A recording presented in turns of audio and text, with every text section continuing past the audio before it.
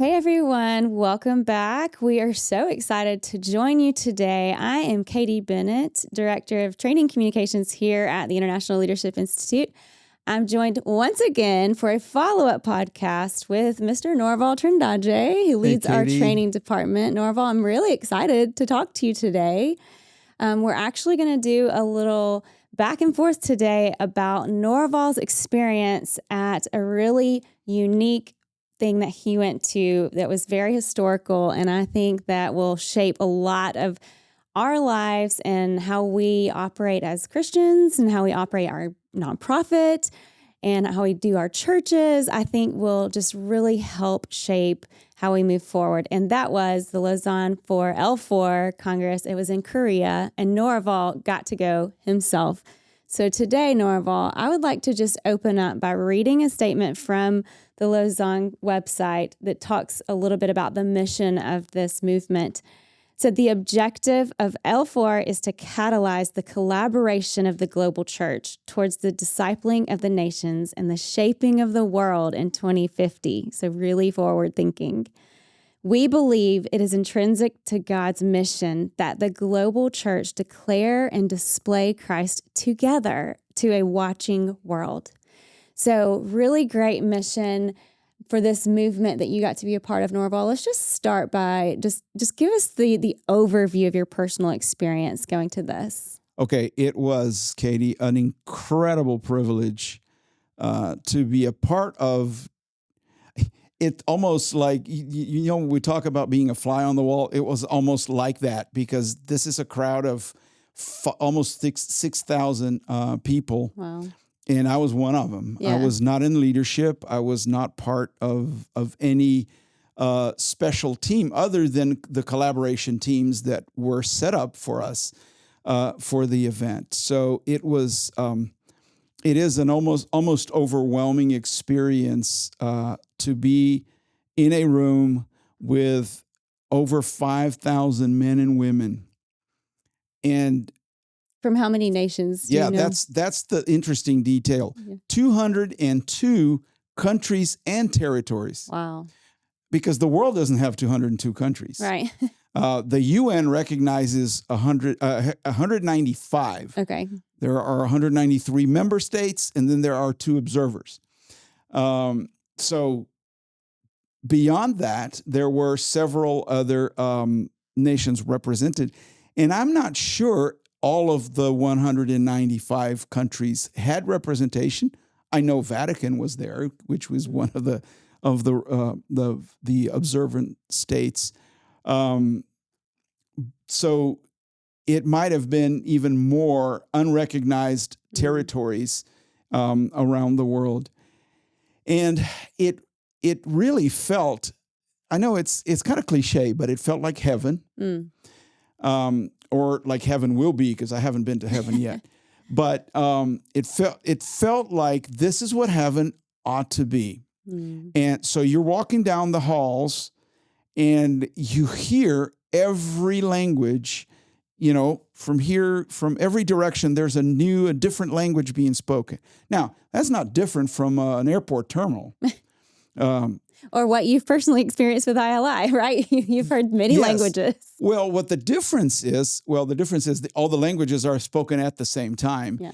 And the difference is, if you look at the faces of everybody, you know that all of those languages is kind of a Pentecost. All of those languages are glorifying God in one way or another. Wow.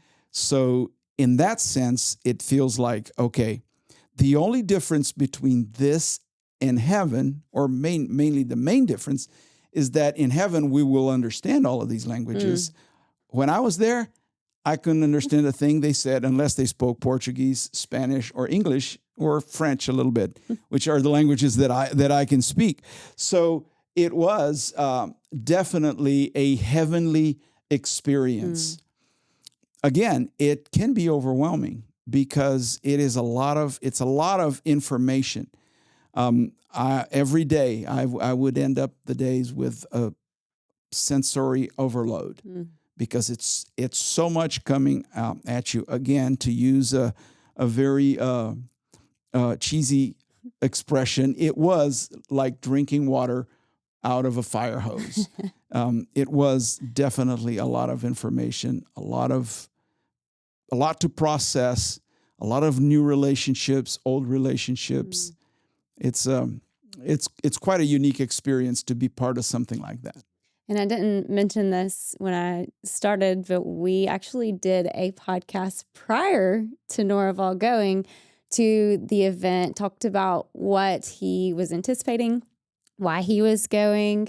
So if you hadn't had a chance to listen to that podcast, why don't you check that one out and get to hear a little bit about that, his expectations, and also some of the 25 gaps that they were talking about going over during the conference. And I do want to kind of jump into that because for you personally, Norval, you obviously couldn't be a part of every single discussion. You couldn't be a part of all 25 gaps or know everything that was going on. So explain a little bit about what you got to be a part of in that process and what that looked like.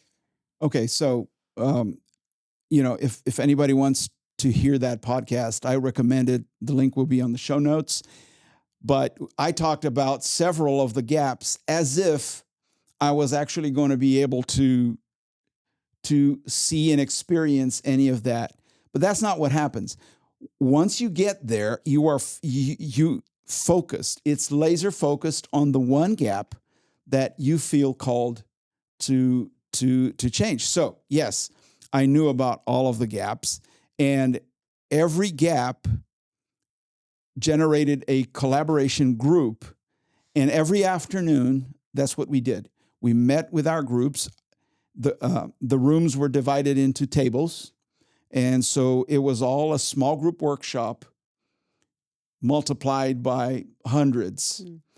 And interestingly enough, Katie, obviously being ILI, I signed up for developing leaders of character.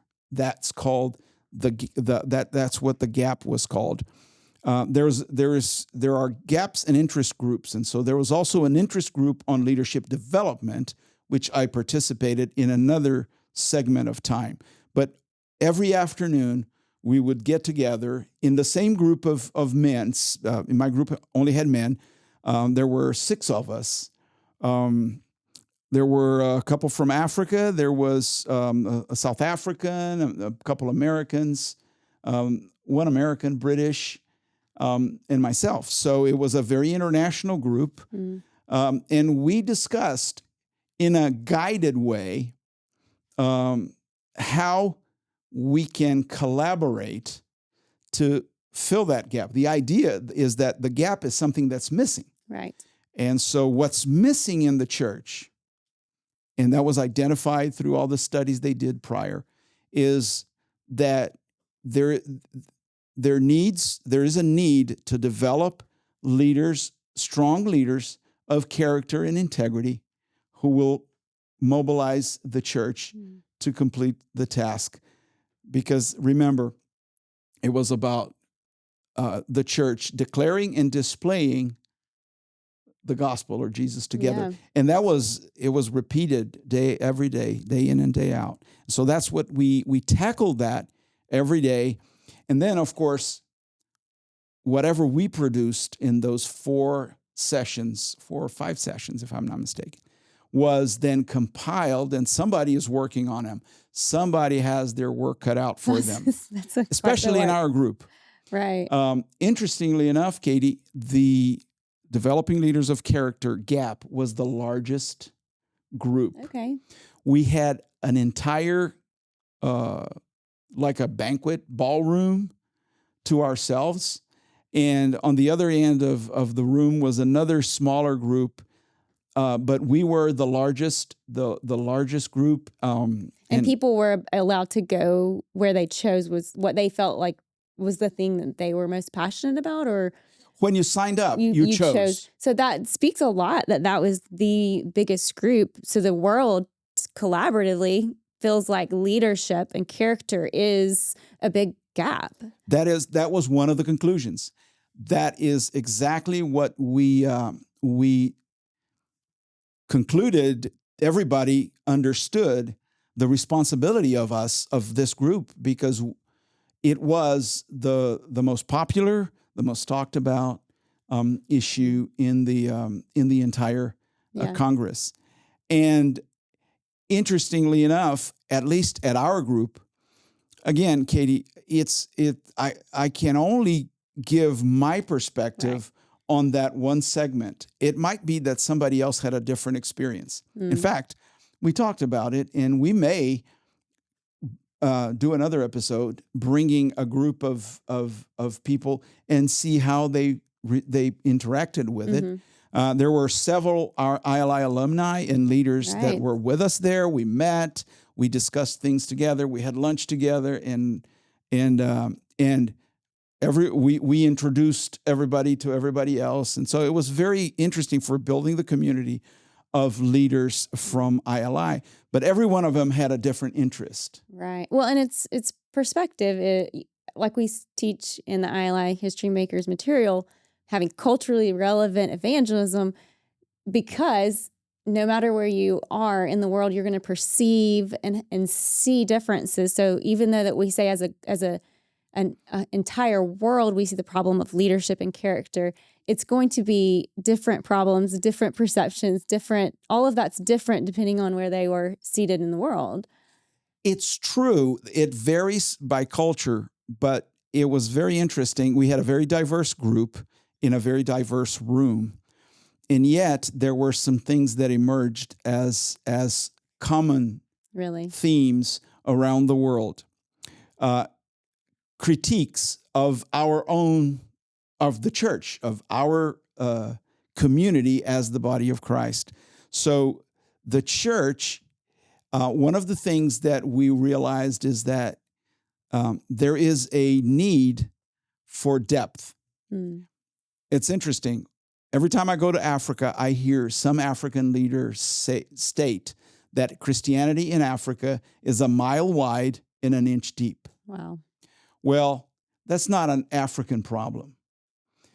There is a serious problem of superficiality in the evangelical church around the world. And I do need to point out, Katie, that this is a meeting of evangelical Christians. And so it's one branch of the body of Christ that did not include Roman Catholics or Orthodox. It's surprisingly that it did not include, at least in theory, Pentecostals and Charismatics. They are part of a different group, although there were a lot of people that would identify themselves, including myself, as a Charismatic or Pentecostal in that meeting. But it was a gathering of the evangelical segment of the church. Even mainline denominations were not like the Anglicans or the even the Methodists or Presbyterians. They were not necessarily at the leadership of this event. So if we look at our segment of the church, that observation rings true, that there is a need for depth. And the conclusion is, in order to have a deep church, the church needs to make a serious investment in discipleship. Yeah. Is that, are we flipping from the way it's always been, or is it fixing a problem? Well, it's about the church may have focused so much on reaching the lost. Yeah. And so now these lost people that have been reached, now they need to build up in a gospel-centered, Christ-centered disciple-making process. In fact, one of the distinctions we made was, and we've heard people talk about a distinction between discipleship, which came to be perceived a lot as a course of study or some material that you go with in groups, to disciple making, which is imparting Jesus's character, helping somebody to develop the character of Jesus in their lives. And so that is something that is become a big trend in the church, and a big concern, an emphasis that that we hope that the church, as a result of this conversation and this collaboration, will shift the focus into a deeper disciple-making process that will create a church that is deeper, a church that is, and a church is only made it what its members are. So it's actually, we're talking about deep Christians. We're talking about, I love the expression that I learned or that I hear from John Mark Comer, apprentices of Jesus rather than disciples. Right. Disciples seems to be an old word or a religious word, but apprentice is something we're familiar with. And so we talked about how wouldn't it be amazing if out of this Lausanne IV conference came a global movement of disciple making, of apprenticeship to Jesus. Yeah. So it's not really fixing the broken of focusing on reaching the lost. It's fixing the way of getting to reaching the lost, is really making the disciples, really building that relationship and teaching longevity and teaching multiplication and these things that will help reach the lost, because disciples are being made, apprentices are being made. So it's kind of a shift, just a shift in Well, it is continuing the process. It's not so much shifting, because there are still thousands of groups, people groups that have been unreached and need to be reached. But it is about continuing that process from reaching them to discipling them, to building them up to maturity, which it's interesting. It's something that I've been meditating for the several weeks now, about maturity in Christ is really looking like Jesus, acting, reacting, and looking like Jesus. Yeah. So I know some big themes really arose from the L4 meeting. One of the things I found really interesting was this idea of the next generation. So continuing this thought of disciple making, of relationship, of longevity. You brought up next generations and how the world has maybe adopted some things that we've heard for a while now here being in the U.S. What is some of that, and how did that come about, and what do you think the implications are for the next generations? Well, one of the big emphasis has been next generation. You see, Lausanne is a movement that was started by Billy Graham and John Stott. Both of those men are now in heaven, and they are, even when they launched Lausanne, they were in their probably 60s or 70s. So they were mature, older individuals. Right. So that generation started it.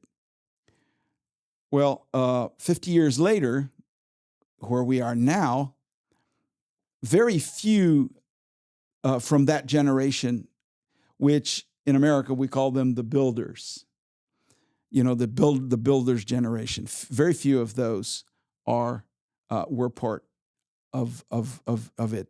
It was more the next generation. And what you referred to was something that I've been seeing. It was not only at Lausanne. I was seeing it before, that it seems like the world has adopted this breakdown of generations that is very much part of American culture. We talk about the builder's generation. That's the great generation. I guess our grandparents. For those who grew up in the United States, I didn't. But my grandfather would be. My father, or actually even my parents were. And then comes the next generation, which comes out of the baby boom of after World War II, from generation born from 1946 to 1964. That's me. We're called baby boomers. Then after that came a generation that came to be called Generation X. That was because of this book that was published in the 1990s, I think, that kind of described that generation as Generation X. Well, then came the generation that turned the millennium. It started the new millennium, and we call them millennials. Proud millennial over here. Yep, proud millennial right there. And then somebody, I don't know exactly who did it, but somebody called the next one the Generation Z, I guess in reference to the Gen X before. And now after Z, my grandchildren are the alphas, or And your kids. my children, yeah. Your kids the are the alpha. alphas, are the new generation. Yeah. And I attribute it to globalization, but the world knows about this. Yeah. And the world kind of pigeonholes everybody in their generation, Right. though there wasn't necessarily a baby boom after World War II in those countries, because millions of soldiers didn't come back from war and got married and had babies like what happened in America. So looking at generations like this, like I said, Lausanne was started by the builder generation. It was, up until now, it's baby boomers. The top leadership, or some of the lecturers were there. But the leadership, the leader of the Lausanne movement, I believe, is a Gen Xer. And then there were many millennials that were part of this organization. Even some of the hosts were millennials. I think some were even younger, Gen Z. And one of the things that were discussed was how to pass the movement on to the next generations. Right. And so, interestingly enough, by a very interesting coincidence, we had this very large room for our group, our GAP group for leadership, developing leaders of character. But it was more than we needed. And so on the other end of the room, the new generation was there. And so our group, talking about leadership development, we were all baby boomers. And on the other end of the room was the generation. And we almost we joked. I said, we need to get together, the group from there, the group from here, because we need to help that group. So the baby boomers need to help the millennials disciple Gen X and Gen Z and Y, because they're going to be the ones in leadership in 2050. Right. And so I'm sorry, I can't quote him properly, but there was a writer many years ago that said that every generation has a whole generation of pagans to evangelize. It's a mission field, because the new generation that's coming need to be reached with the gospel. Right. Your kids. It's true. They are being built up. That they are being taught and even discipled, even as children. But they will need to make their own decision to follow Christ. And so there was that sense that we need to pass on leadership to these younger generations. But the real responsibility is to make sure that this new generation that is growing up, that it's the first fully digital generation. Yes. That were born with an iPhone or an iPad, or some other smart device that grew up in front of screens. Yep.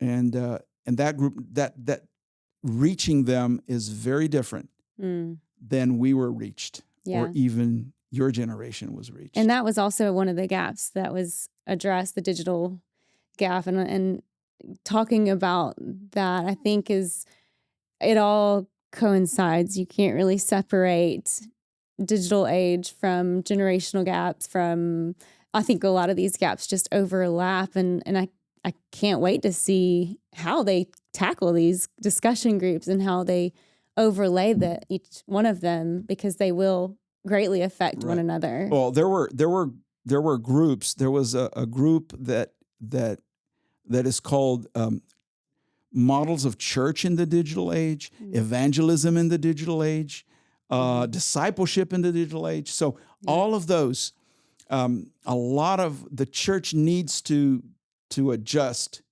not the message itself, but the way it's delivered. Right. And so culturally relevant evangelism now is involved, has to do with digital, has to do with generations, has to do with developing full followers of Jesus, apprentices of Jesus in these new generations into the future. Yeah. One of the last things that you mentioned as, I guess, a larger theme that came out was for the absolute need for Christ to refocus to a gospel-centered discipleship. Talk a little bit about what you saw in this dominant religion, maybe not necessarily being Christianity, not being a dominant religion in the West and global South. Talk about that shift a little bit. Well, first of all, that's another big theme that was acknowledged. Lausanne is a Western movement. Right. It was originated. Billy Graham was an American. John Stott was an Englishman. So it was born in the West. But since those days, the decade of the 70s, the world has shifted. Christianity has shifted. It's estimated that by it's already what we call the center of gravity of Christian faith has already shifted. Right. There are more Christians in the global South, which is how we define what used to be called the developing world. The language changes over the years. It started third world, and then it became pejorative, and then it became developing world. Right. But some of the countries developed in that part of the world, so it's now called the global South, which is Latin America, Africa, Asia, for the most part, and in some parts of Europe could almost be considered like that. So, with Christianity being predominantly now in that part of the world, those voices need to be heard, and they were. There was a very good balance of voices. The people who presented papers, the people who did the keynotes, and who led. Our group of leadership development was led by a guy that was Brazilian. And an American, a woman who is from Poland, who lives in the UK, and an African. So the leadership has shifted to allow the global South to take the lead. It's the global South that's going to take the lead, and it's what's happening is almost a shift of the direction of missions. That's another expression I've heard a lot. I've heard for the first time in Lausanne is that missions used to be from the West to the rest. Yeah. Now we talk about the mission of the church being from everywhere to everywhere. Yeah.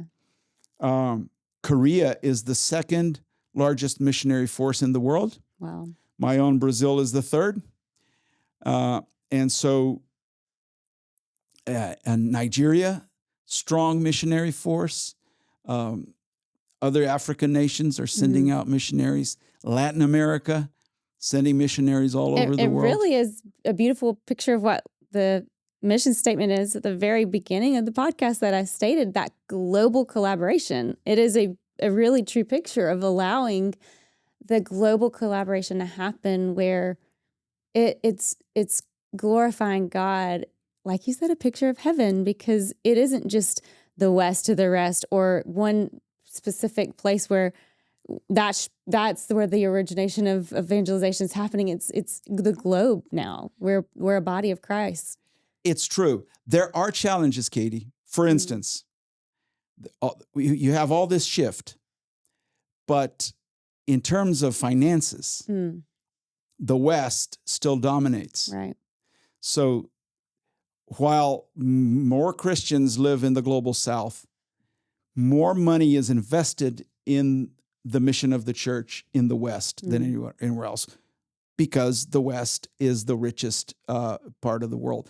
So how do we collaborate in a situation like that? Those are questions that haven't been answered necessarily. so these are some of the aspects of it. So who has the voice of authority or of leadership in this?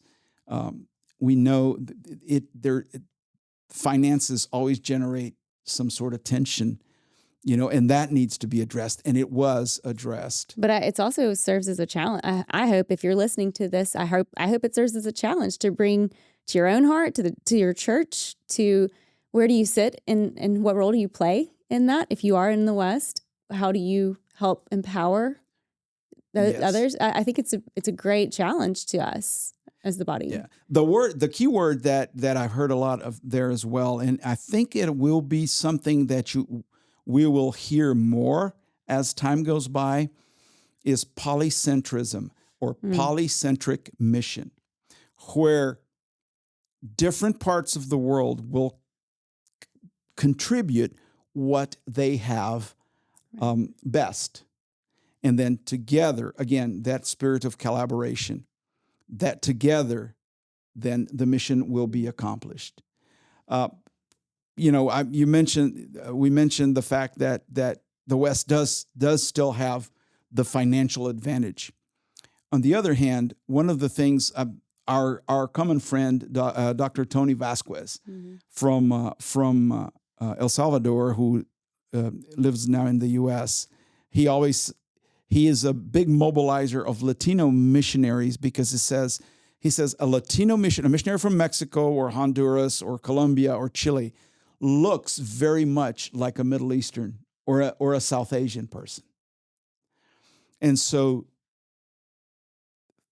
and even economically, their situation is somewhat similar, different than if a missionary coming from France or England or the United States. And so that's one of the things, one of his weapons, if you will, to mobilize Latinos and mobilize the church. He says, hey, the Latino has this cultural, even ethnic, even physical proximity to a lot of the rest of the world, a lot of the unreached world, that provides an opportunity for that is unique. And so all of this is part of this big conversation about polycentric mission and about collaboration. Yeah. Here's another one, Katie, for you. There are now immigrant communities all over the West. And so these immigrant communities are from the global South. Mm-hmm. As such, a lot of them come out of a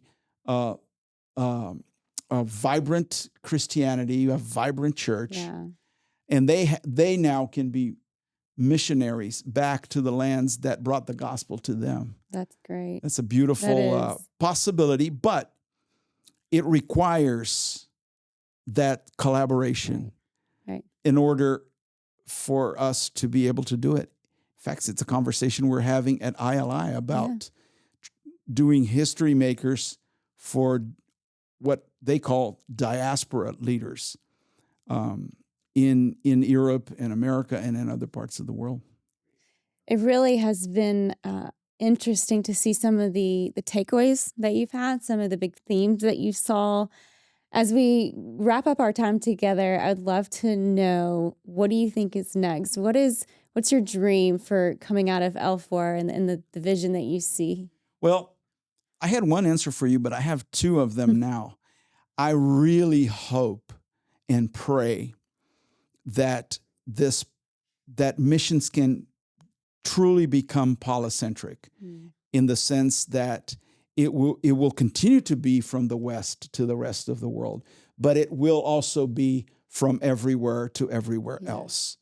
That truly the global missions movement will truly be global and multi-directional. I think it will enrich the movement.